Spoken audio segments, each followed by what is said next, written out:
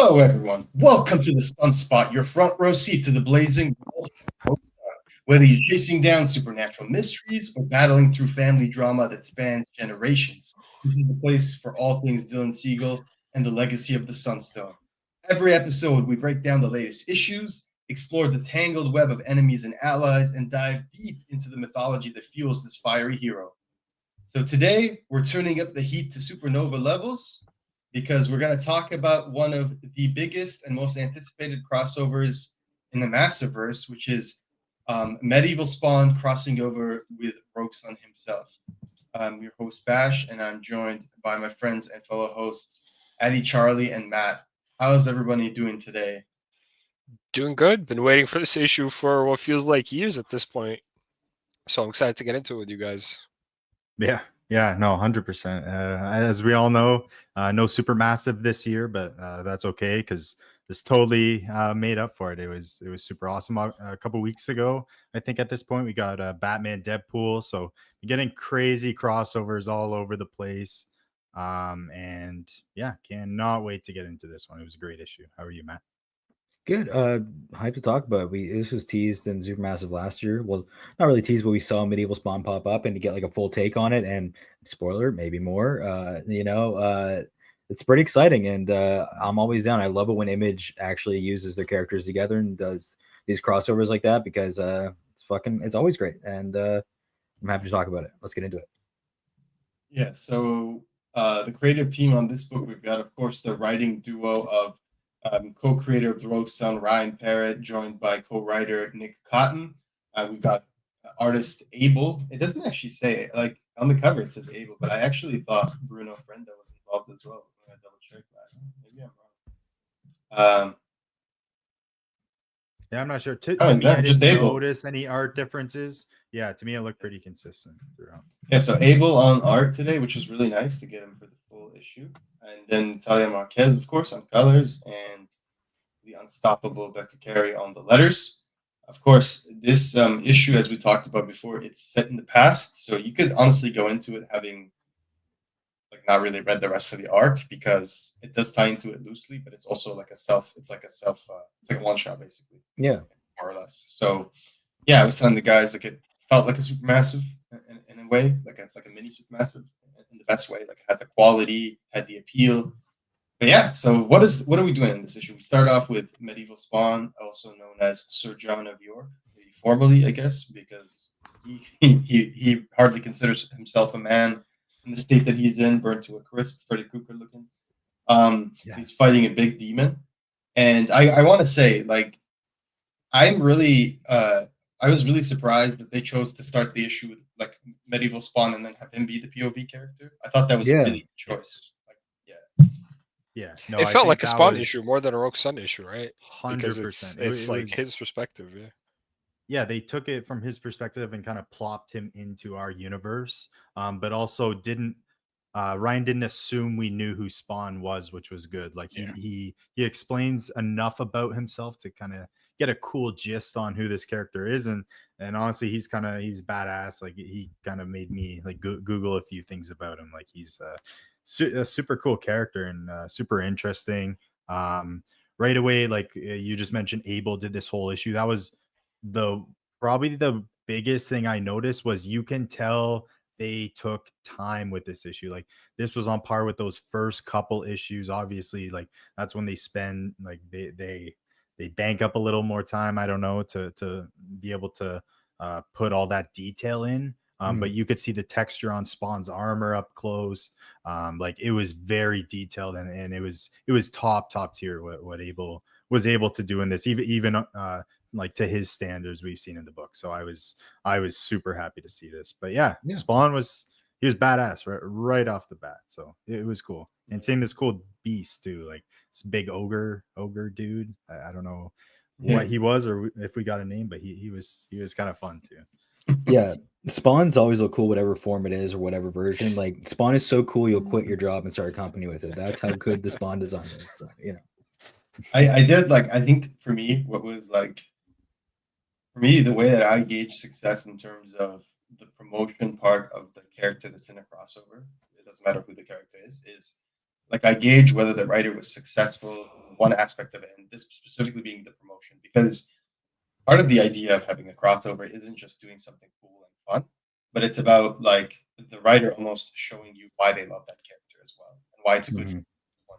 That's For me, yeah. what I was testing going into this, what was going to be my litmus test for did Ryan Barrett succeed? I had basically two parameters. First, is it a good story, which I think it was, and the Yeah. second, and this was more important, I think, for me personally, is I would say Ryan did a great job if I'm personally intrigued in reading Medieval Spawn after reading this. Like if he gets me, to me, that's always the thing with a new character. It's like, can you make me care enough about them? And if you can, then you did a good job writing that character. Yeah, And I know I already care about Rogue Sun, but I will say I've never cared about Spawn. I respect Spawn. I see the appeal in Spawn. I have some Spawn comics. I'm not like I don't have it on my monthly pool, but I do think Spawn is very cool. I've seen the HBO animated series, which is fantastic. I've seen the original movie. But I'm not a big fan. But I will say that after reading this issue, I actually was interested in reading Medieval Spawn. Like I was like, you know what? I wouldn't mind reading like a Medieval Spawn issue here and there. It looks really cool. So that's like the best praise I can give Ryan Barrett. That's Yeah, like that's hard. You I, know? I would say the one thing, yeah, and I totally agree. The one other thing I think he very much succeeded in, and I think is it's not necessary to a crossover because it's almost a pause in the story, but I think a really good crossover can still this even Supermassive is the same. It can go to a different era, kind of explore these different characters that we've seen before, but also still kind of push the current day story forward. Not so Yeah. much push it forward, but develop our characters and kind of explore and introduce more things for kind of the current day, which is super good. Kind of like in Supermassive, like we had those kind of little flashbacks to or kind of the future shots to all the different characters, and those got us more excited for each of those separate books too. Like it kind of pushed that forward a little bit. So I thought this did a great job in showing us Caleb, how similar he is to Dylan in a lot of ways, and how he's kind of tried to hide that.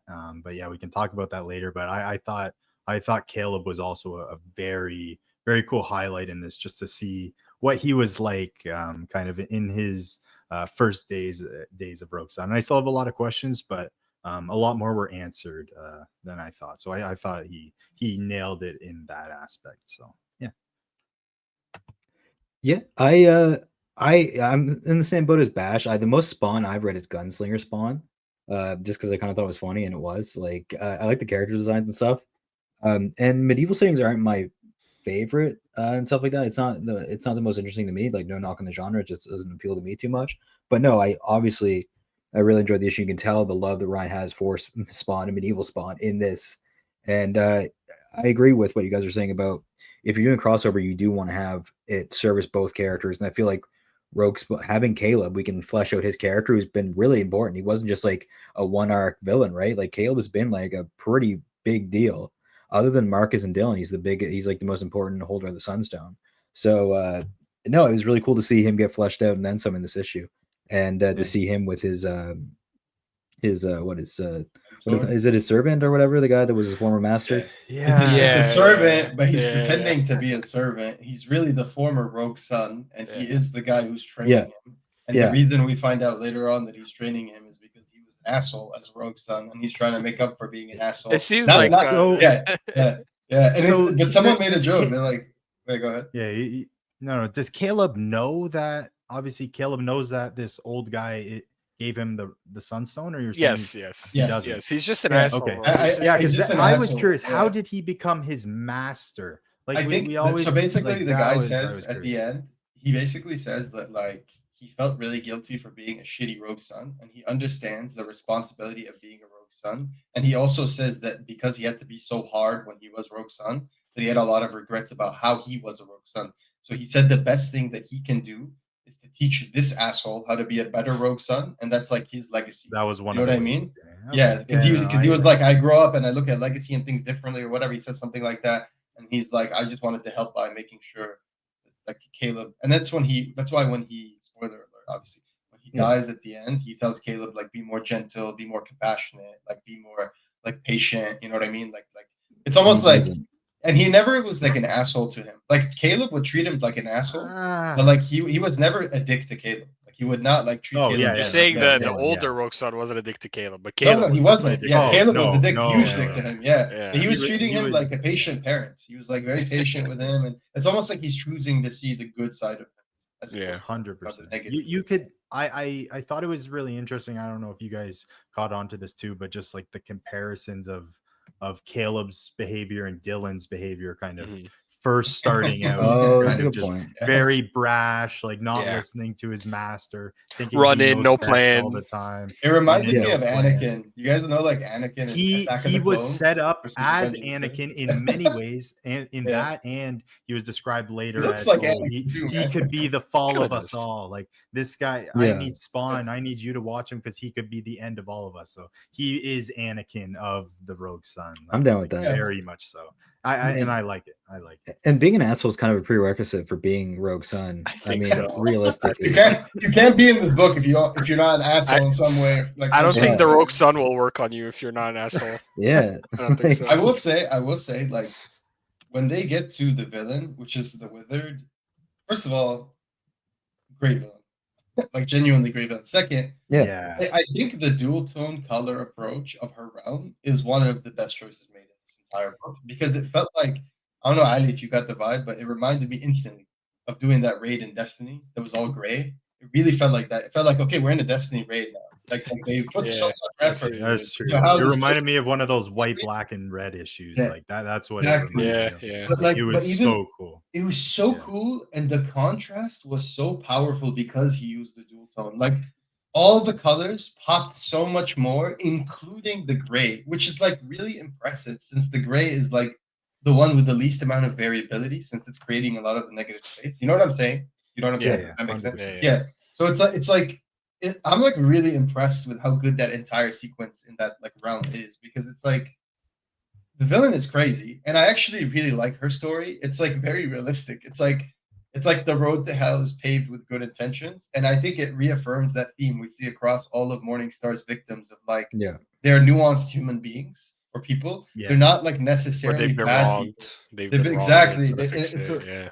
they're trying to It kind of fix raises something. the stakes for Morningstar a little bit. Obviously, we know she was eternal, but like for some reason, it wasn't in my brain. Like now, I know like she's been doing this for thousands of years, like Mhm. doing this same ass trick. And I guess I didn't really have that in my brain, but I thought this was a kind of a good way to show that. So I thought that was kind of neat. Dude, But it yeah, stresses no, I me agree. out, man. With that heart, every time the heart would move closer to the fight, I'm like, oh shit. It's like playing a video And the game and you know red the boss is teeth. about to kill you. Like, Yeah, you're just like, come red on, get it. teeth, Get the it. red And I'm like, hair. please, Yeah. like, please get the heart. Like, don't let it burn. It's like the No, port. Everything was top So- notch in this issue for sure. Spoiler alert. Like it was top. When he steps on the heart at the end, like that's so metal. It's just like this kid's heart, and he just fucking Yeah. crushes it with his boots. There's no fucks given in this book. They don't care, man. Like that was pretty like badass from Spawn, but I gotta say, like even that scene, there's that one visual, and I'm not gonna pull up any images. You have to go read this book and appreciate it. Every page.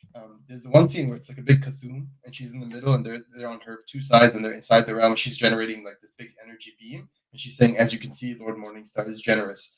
If you look, the way that like Spawn is blocking the thunderbolt or energy beam with the shield is so badass.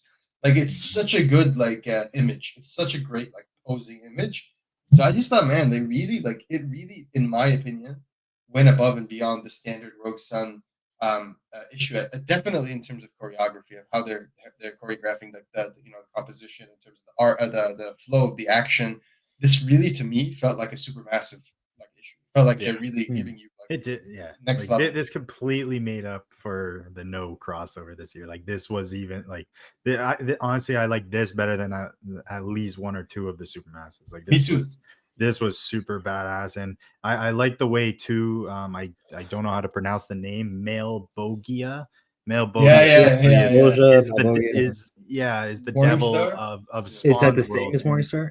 Yeah, That's is it the that's that's same? what Is it he that's different? what Do they he that's team what up? kind of what they allude Yeah, to. But I disagree. kind I of- actually think they made it clear they're two different That's I guess beings so, that but kind of they just have operate in the very same similar way. motives. Yes, Okay, they yeah. operate in the same way, but yeah, I'm curious if they're going to be different because obviously, like Spawn kind of mentions this entity, and that's where Caleb says, "Oh, you're talking about Morningstar." So that was kind of that was another cool like these characters have a lot of similarities in their worlds, and I just think they go together so well.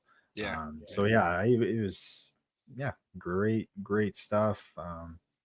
And yeah, And like kind of not for nothing too, like this whole devil thing that takes people's souls or makes contracts with people, like that's I'm not I hesitate to call it a trope, but it's a thing that's been done Oh yeah.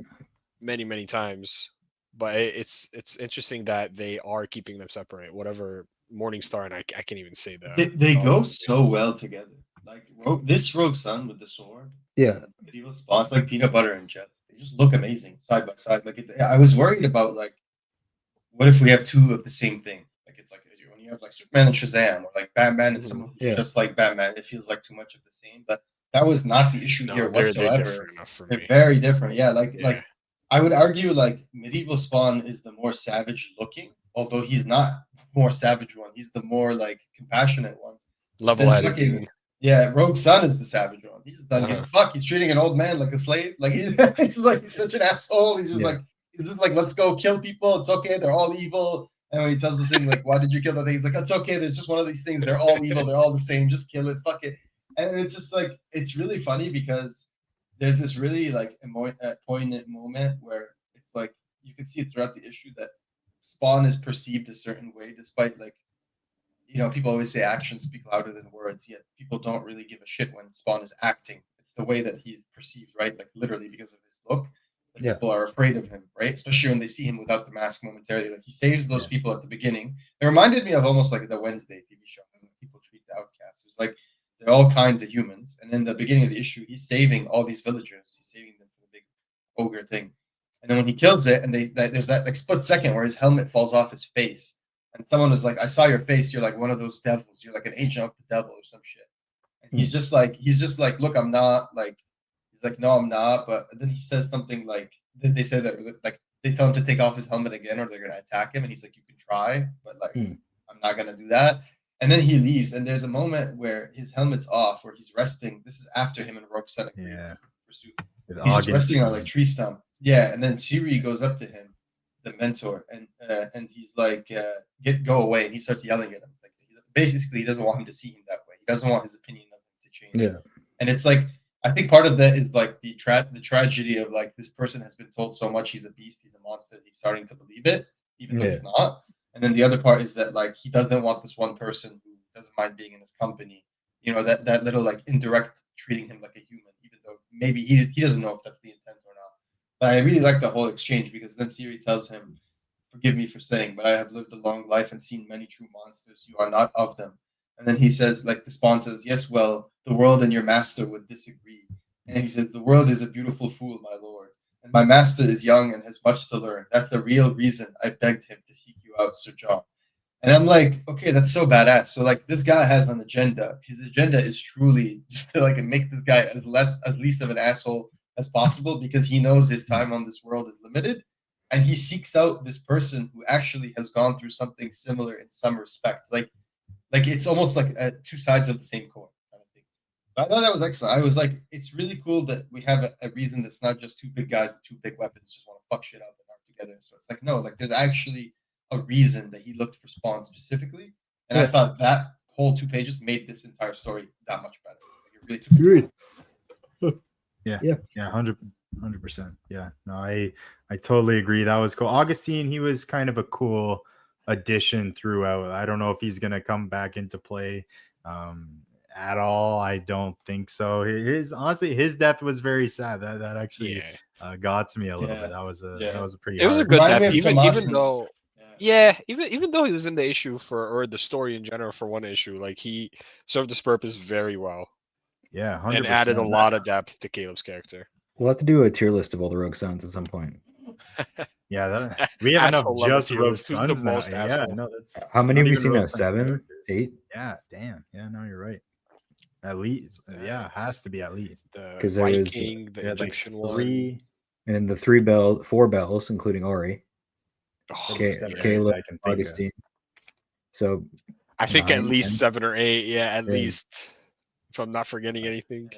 But And I'm not I complaining. thought, but like even the conversations, like this could have just been your standard, like just go beat him up and get the, like your standard. There like, is substance.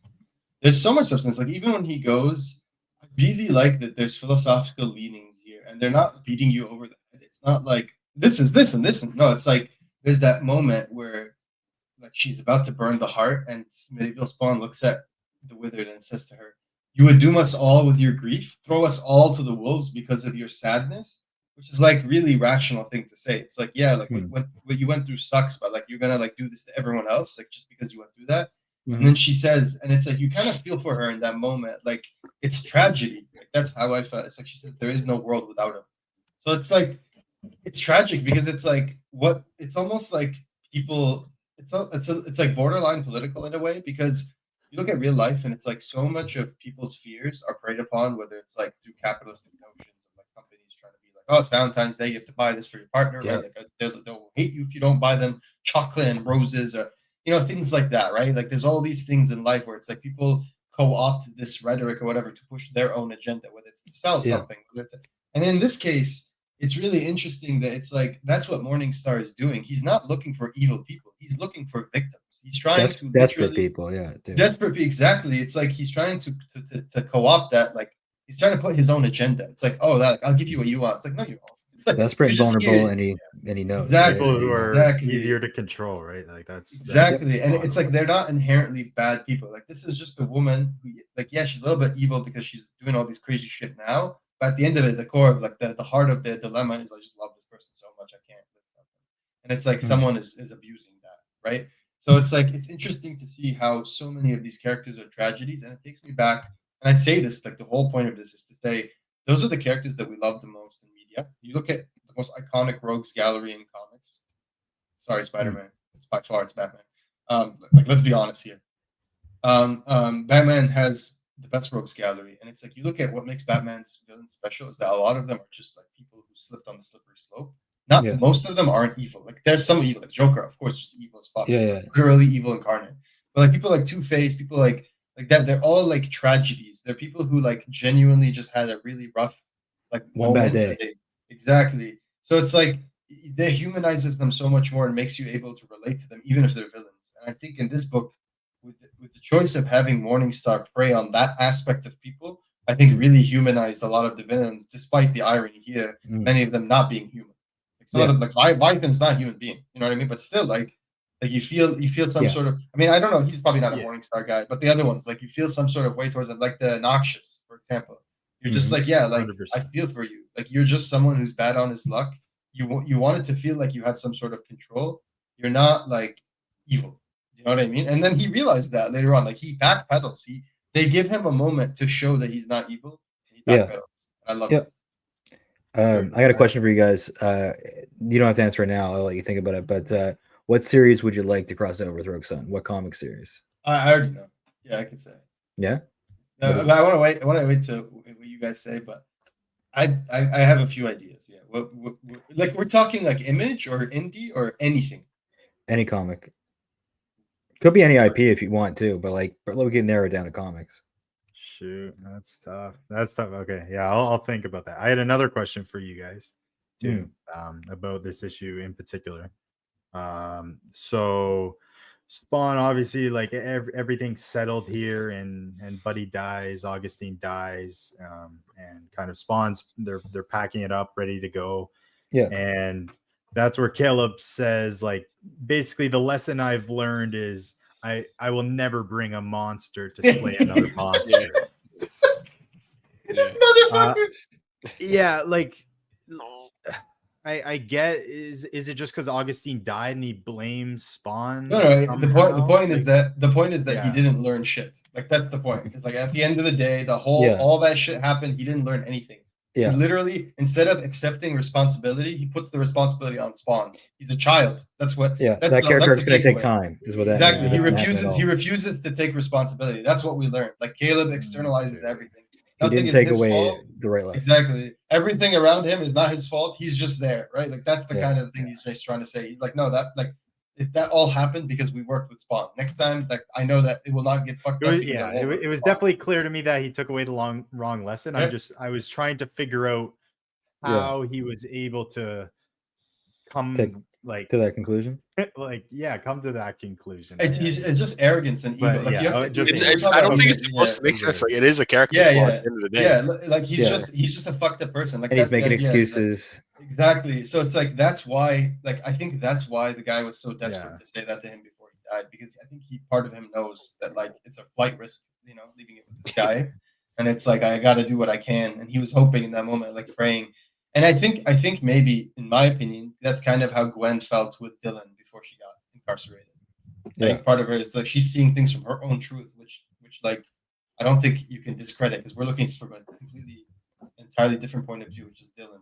When you look at it from her point of view, like she has her truth, and it's like her feelings are valid, right? Like the way she feels about Marcus is very valid. Like they are painting her like a villain in some ways, when in reality she's being somewhat of a good parent. Takes it to the extreme a bit, but like I said, it's really interesting, and it's like, yeah, like you have to ask yourself, like what kind of person would treat an old man who's like a good person like a slave, and then you ask yourself the kind of person who wouldn't like learn the lesson at the end of the issue, right? Like it makes sense.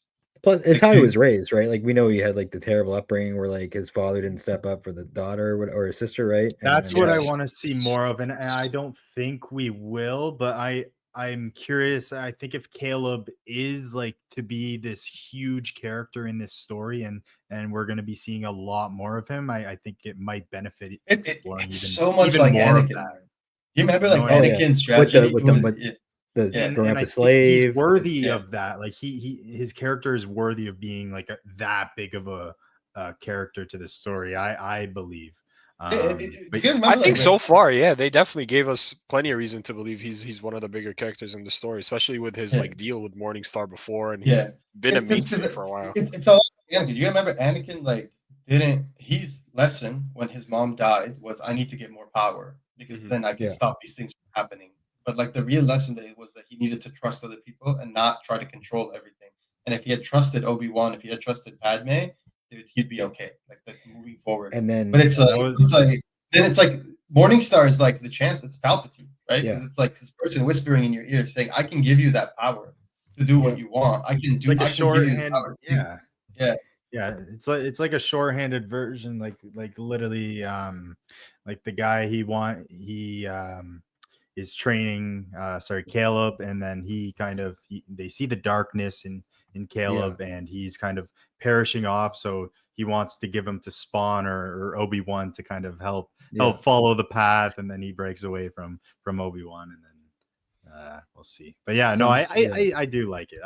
I like the comparisons, and real quick, I did find an answer for your question, Matt. For Rogue Sun. How old is Dylan? He's 18, maybe 18, 16, 17. 16. Okay, Yeah. I want him on the Teen Titans then. Bring him to the Teen Titans. that'd be Okay. Have an issue with that. For me, I would want, if it was a team, I would want Dylan to cross over with the Doom Patrol, because I think it would be like That'd be pretty cool. That'd be fun. I think like they were more rated R, so they'd be like, let's do some crazy shit. But if it's like an individual, I'm torn, because I feel like there's a few heroes that he would do really well with.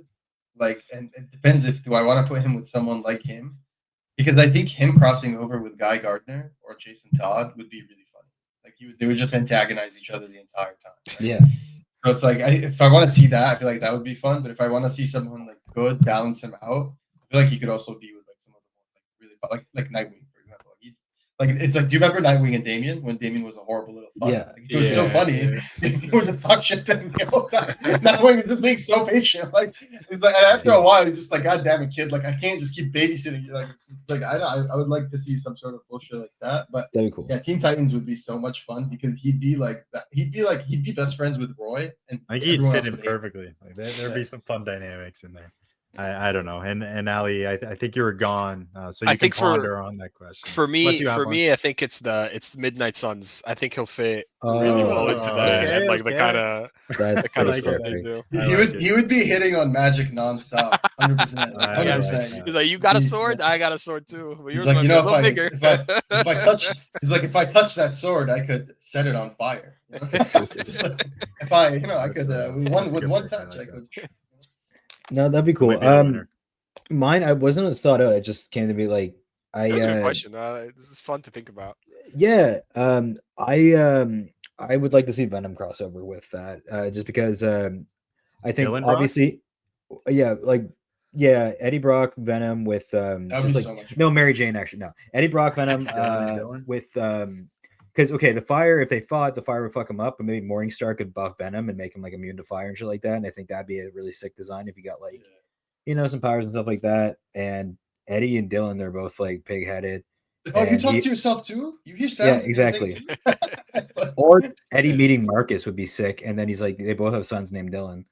Yeah, So, yeah. I think know, They would bond over that for sure. Like It's it would strange, be don't that's you, the Dylan? fight would be Dylan fighting fucking Eddie, and then Marcus helping him, and then fucking the other Dylan, like the Venom Dylan, would show up, Yeah. and he'd be like, "Oh, we should be friends."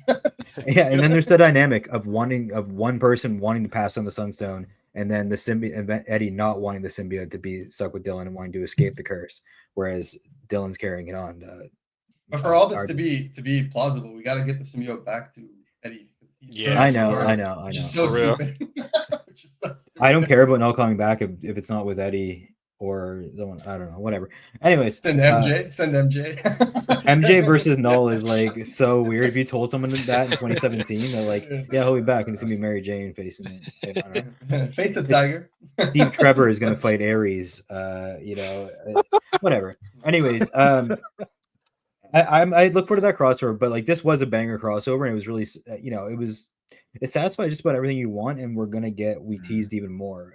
Wait, we didn't talk about the epilogue. So in the last Yeah. two pages, something big happens. So we see the Withered because we were all like, "What happened to her? Did she die? Was she defeated?" No, she didn't die. She was defeated momentarily. She escaped.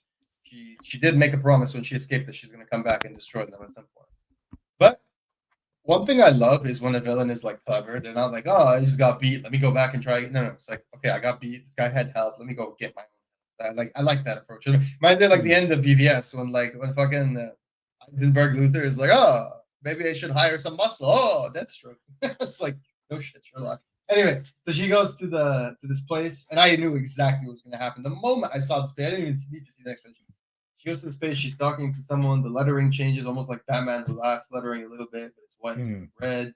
And then you see that she's talking to the Violator, and they're teasing a team up of the Withered and the Violator. And then in the You next guys know what final this is? page, yeah, this is like one of Spawn's like big as well. It's Okay, gonna be it's League of zero- Legends for OG. Cho'Gath there. Zero clue who this He's Cho'Gath. was. Yeah, exactly. Cho'Gath, Yeah, yeah. Cho'Gath, yeah. Zero clue. Yeah. I'm 100% sure Cho'Gath's based on Violator. There's At no least way. There's exactly. no There's way. exactly. But yeah, like then it says in the next page, this is very exciting. It says to be continued in Medieval Spawn and Rogue Sun 2026. Yeah, now that I look at that, that does sound like a one shot. So overall, I thought this I have a quick question before you give your final thoughts and conclusions. When do you guys think this occurs with respect to They did mention Thomason? that. With Oh, respect to Thomason, and like I'm pretty sure Thomason was before Caleb. Or she I was a think Rogue so, Sun too. before Caleb.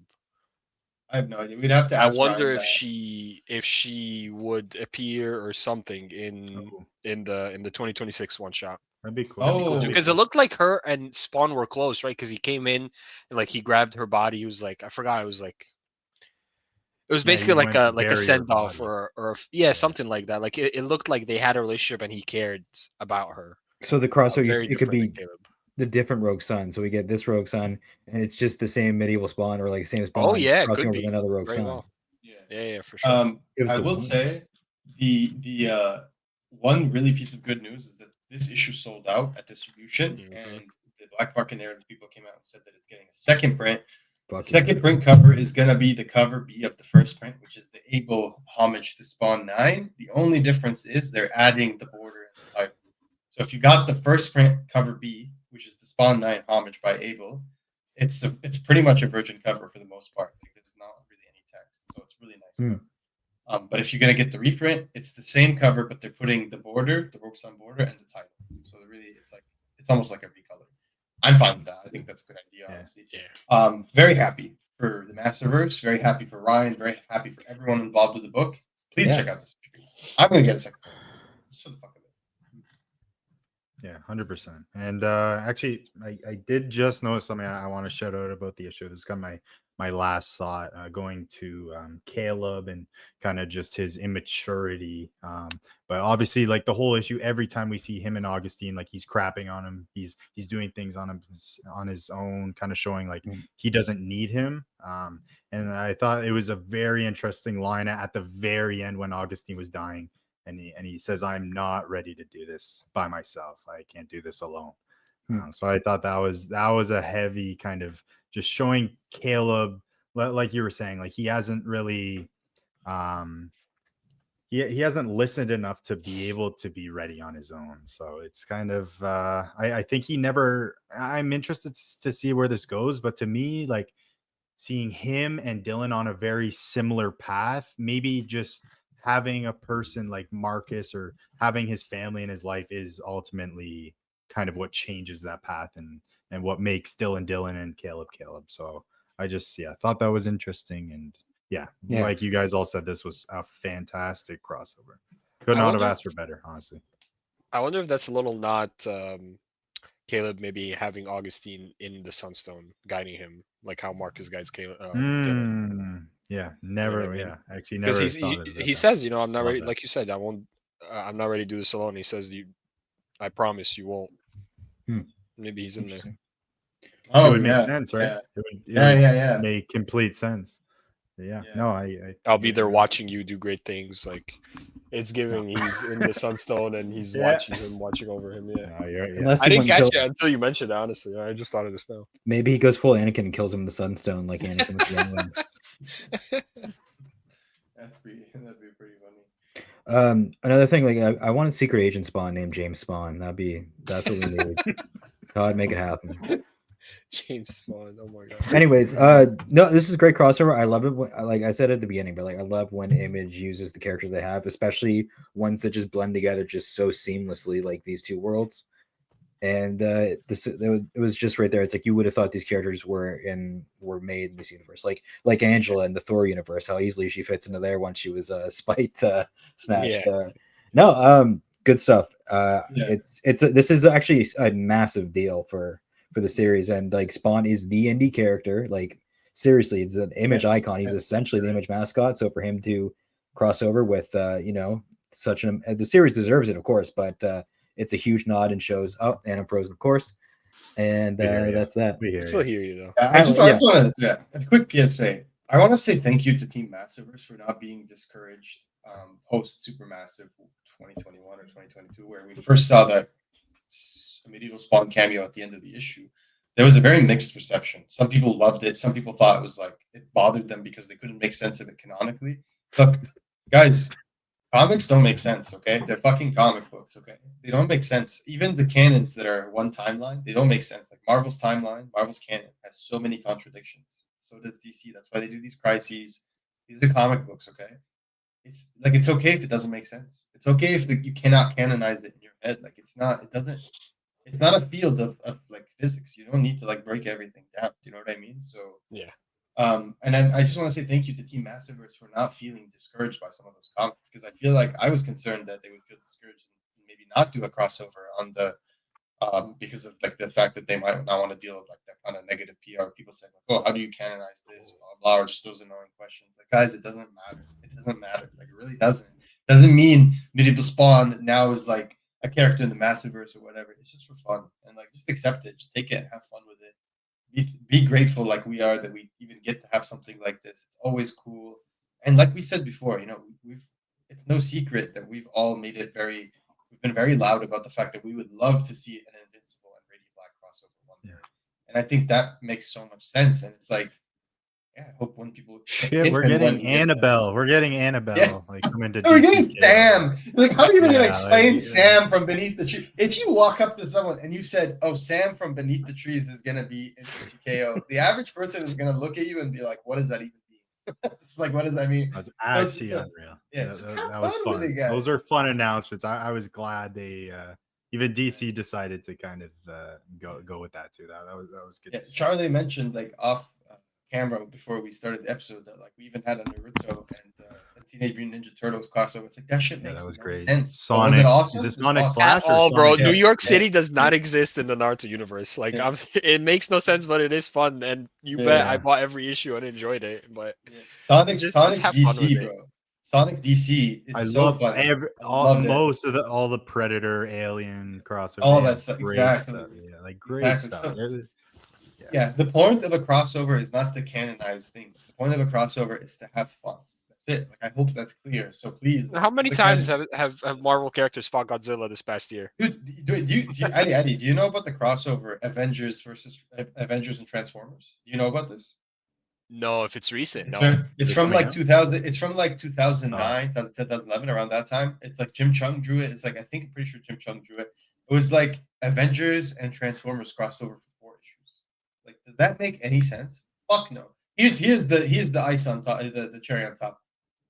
My Little what is the bronies? Pony? My Little Pony? Is that what it's called? My Little Pony? The My series? Little Pony crossed over with Transformers. My Little Pony crossed over with Transformers, and it actually sold well, and people liked it. Okay, the shit doesn't make no sense. Okay, it doesn't need to make sense. Wow. Have fun with it, guys. Well, that makes perfect sense. Obviously, they fit together super well because there's friendship is magic, and the Transformers are machines. So you have the dichotomy of science and magic. So you're saying they're both eons, both and obviously things that are Pinkie Pie is just right? like Bumble. No. There's more than meets the eye. Right? Both of them. That's what you're trying to say. But no, yeah, like guys. The only argument I'll make for this is that the only argument I'll make about it is Image owns the IP. It's not just like a little crossover for like a one-off. Yes, you could theoretically sustain that if you wanted to. But I do understand that the creators are telling you go into it with the mindset of it's not crucial. Where it gets a little muddy for me, it's like, okay, but this is a kind of a crucial, like a big moment in Kale's backstory that does involve Spawn.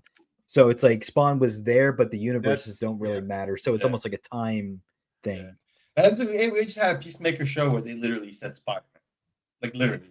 They literally said that on it. So that the Marvel they said he's like a fictional, like I guess they're fictional worlds in each of the respective, because in Eternals they were saying, I think they said Alfred and Bruce Wayne, like they were just popping off stuff there. Like exactly. they're doing it, but yeah, I don't know. I kind of agree with Matt, and I agree with Bash, obviously, in the sense where these are fun things and kind of just accept them where they are. But in a way, I did feel this kind of did feel a little more than that, and I think it's probably not, but I just think how similar the characters are and the elements and everything that combines together. And obviously he's kind of at this crucial point of Caleb's history.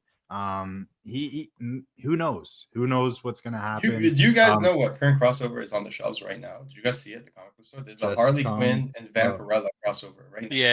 Oh, really? Yeah, right now. If you go to your comic store, you'll see it all over the shelves. Do they hook up? Like, I have to know whether I'm gonna. I have no idea. But all I know is that makes no sense. So like, it's just about, for the most part, fun. But I agree. Like, it is nice if we get a really meaningful story like this one, and that's why I was praising the hell out of it. Like, this is not a throwaway issue. This is an excellent issue. Like, genuinely excellent issue. Yeah, and they found a cool way to tie it to all this like other lore. So it reminds me of like the ones that are like stupid fun is like, do you remember in like Invincible when he falls into the portals of Angstrom and he falls into one where he sees Rick and Shane? Like, it's like that's stupid, but it's fun. Like, it's like nobody's like, oh my god, it's Rick and Shane. Like, and it's harmless and whatever. Yeah, exactly. Yeah. We saw Batman in that issue as well. Remember, you see his cape. Yeah. You see Batman very briefly. Yeah. So. And Spidey. Crazier things have happened, ladies and gentlemen. Yeah, one of my favorite things ever. There's a treasury released by DC, and it's the original comic, so it's not a reprint. And it's the wedding of 2 members of the Legion of Superheroes. And in the back of the comic, after the wedding, there's just one big page celebrating everyone at the wedding. And if you look really closely, they hide Spider-Man behind 2 Legionnaires. Yeah. They don't mention that it's Spider-Man, but it's like, it's so obvious it's Spider-Man. Like, it's like Yeah. Trust me, the companies do this shit every chance they get. Oh yeah. Yeah, like Yeah. yeah. The amount of characters I've seen, I'm sure Otley's hidden some characters in the current That's true. values. But yeah, There's I think so I many think it, faces. I think it is interesting, like in Image though, like throughout Image, like where it is a creator-owned company, and like Mhm. how Wait, like did you guys unlike see the Marvel and DC, Invincible every book's cameo? a separate universe. What's that? Did you get? There's an Invincible. So someone found a cameo in the Invincible comic book that nobody ever pointed out, and then Ryan Yeah. Otley said that's the first time ever someone pointed it out, and he said like 8 years or something after the comic ended, someone noticed it, and it Who is basically it? it's Captain America, I'm pretty sure, or Thor. It was one of them, and there's like a very tiny like picture of them in the background at the comic book store, and it's like so it's like it's canon in that universe, and it's like someone pointed it out. He was like, "You're the first person to ever notice that." At least That's cool. tagged me. So it's like I'm telling you, like there's so many things that people don't even notice. And it's like it's so much fun. But yeah, I highly recommend this issue. I'm so glad they're reprinting it. That means there's not going to be a problem getting access to it. Yep. My store actually had 8 copies of this issue. Normally they have 1 or 2 at most on the shelf. They had 8, and they got so much of that Spawn cover. Clearly, people like they were interested in it. So Yep. And not that it's likely to happen soon, but this doesn't get us further away from like a McFarlane Toys Rogue Sunfig. But dude, Right. you guys see he's doing all the Image characters, all of them. He announced them. He's doing all the original Image characters. He's doing Youngblood. He's doing Savage Dragon. He's doing Spawn. He's sick. doing Shadowhawk. So it's like I can't believe he's doing that, Spawn. No, it's- that's when I it. saw that, he said he put a disclaimer, like an asterisk, and it said, "We are working closely with the creators of these characters to Ooh. get it right." So I'm like, it hit like an exclamation mark on top of my head, like a bulb, and I'm like, does this mean there's a chance that we get Radiant Black? And like, Even if we just did like a limited run because Yeah. they're not as like Yeah. well known yet. yeah, Like, exactly. Because like, look, Savage Dragon is like he has a cult following, but he's really not Yeah. as popular as people think he is. He's really not. Like he's really not. Like, he's a nobody buys that. comic fans comic character kind of deal. Exactly. Like it's like exactly. you know who he is. We do. I remember like my stepdad collects like a bunch of comics. I remember him being on the wall, and I was like, I knew that wasn't a Marvel character I'm and stuff like willing that. to But I was bet like, yeah. Radiant Black sells more than Savage Dragon. I'm willing to bet money that Radiant Black monthly sells more than Savage Dragon. Like, I'm almost like confident of that. So, like, And what? Yeah, probably. I can see that, but more figs is sweet. It'd be nice. So I almost want to buy these just so he wants to do more Image characters. Yeah. can't Give me wait. the pouch Yeah. as well. If you make the pouch figure, I'll get a statue of that for like $400. Like that'd be fucking sick. It would just be for me, but You can have like all just the be- radiance, and then throw in like the little bonus feature. You can make like a Kathy build a figure at the end. You know, a little bonus. Oh my there. God. no, That'd get be- us. no, that would be great. I think too. Obviously, everyone's a fan of Spawn, but I think, or I would hope, like Todd might appreciate like how big of a fan Ryan is. I don't know if they've talked ever, but like we know like this guy like lives and breathes Spawn. Like Ryan loves Spawn. So yeah, I think that's kind of cool too.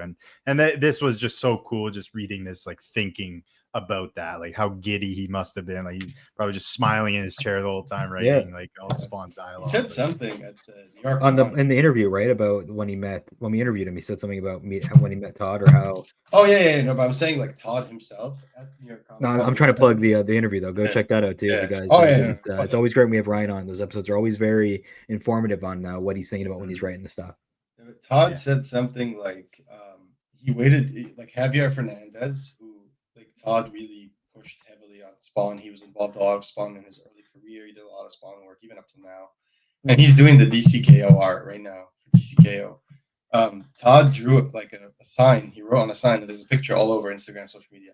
And it says Todd wrote this on the sign. He said, "I waited in line 3 hours to see you. I guess you're the big man, or you're really popular now, or something." And he wrote that for Javier. Javier then saw it and took a picture with him. If Todd McFarlane came to my table, waited 3 hours, wrote that on a sign, and then I took a picture with it, I would just die. Like I would I'm like I fucking die now. Like, oh, like this legend waited for hours to see me. It's like I'm like that. I thought it was really cool. I'm just like, man, like that's something you don't see every day. Like a man, a legend waiting in line to see you. No, it's lit. Fucking legend. You know what I mean? Yeah. So I guess that's it for this issue, ladies and gentlemen. Last reminder: this issue is being reprinted, probably on FOC this week. So check that out.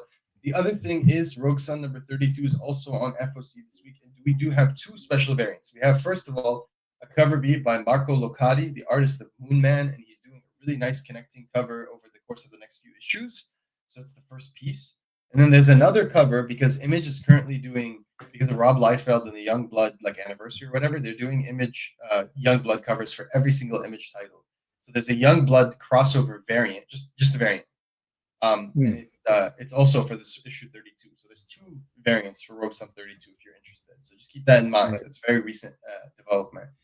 And with that being said, yeah, that's it. So Rogue Sun 30, second print. Oh, can I pose one last question before I forget? I'm going to do the opposite one for Radiant Black. This is relevant. So DCKO announced they're going to do crossover characters, right? What character would you send over from the Rogue Sun circle to fight in this tournament? And what Not, item would it they be a bring? cool fight or to win? What It's your item? choice. Everyone gets one item. Oh, you get an Everyone gets item. one item. I gotta go. It's tough. I would see it hard, like Radiant Black. Like it's kind of an easy choice. No, that's separate. Like let's just do Rogue Sun, and then I'll ask the question for Radiant Black on the next one. Oh, 'Cause sorry. I would spoiler. I'm probably Satomi for that. Like I want Billy Bloodmoon as a I was fodder gonna say- character. okay. Like, you just go into a fight and get beat the fuck up. I think that would be good. I Yeah, want what about you guys? Marcus Rogue Sun to fight Lobo. Ooh. That'd be cool. I might choose the Viking Rogue Sun. You know, I just love be his sick. look. You go in there messing up some dudes. So Give me Finnegan yeah, Root no, versus Swamp Thing. Yes.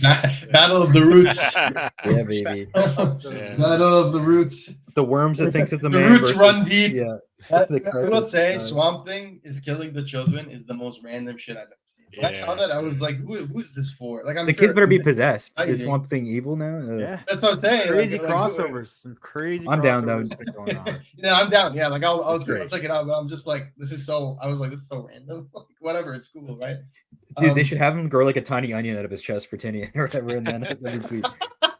That'd actually be pretty funny, actually. Like, he should put himself as a character with a tiny onion out of his chest, because you know how like Grant Morrison puts themselves as a character in books? Yeah. Like, literally. Yeah, Yeah. like fucking Tynan should do that as well.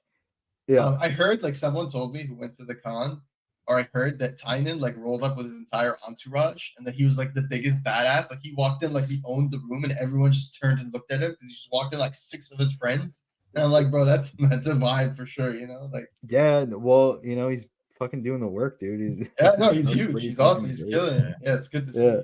But yeah, Anyways. guys. Without further ado, I'll just give it honorable mention. This book, Ghost Pepper, by Ludo Lullaby. One person does this book, and Adriana Lucas colors it, but Ludo Goddamn. writes it, letters it, draws it. He does everything except colors it. This book rules. Check it out. It's so good. It already sold out of 3 printings, so it's like it's pretty popular. So just like don't sleep on it. Check it out. It's really good. Trust me. That's always so impressive to me when people write in, do the art. Like, I don't know, like, and they must have to bank issues before, but that's absolutely insane to me. It's literally like John Carpenter, like doing the score and directing. Like, yeah, those multiple tasks are absolutely insane. 100%. Yeah, super impressive. Yeah, but yeah, that's it, guys. Oh, and last but not least, we will be covering Immortal Legend Batman soon. So be on the lookout for that. Yes. We're very excited to talk about that. Great book. Send us your questions if we got them. Yes, probably the first 3 issues of that. I think we're going to break it up into a couple chunks. So yeah, I'm excited for that. Can't wait. Massiverse heavy team. Yeah, exactly. So, so that's it pretty much for today. This was an amazing issue. Check it out. And we'll see you next time, everyone. Go Rogue.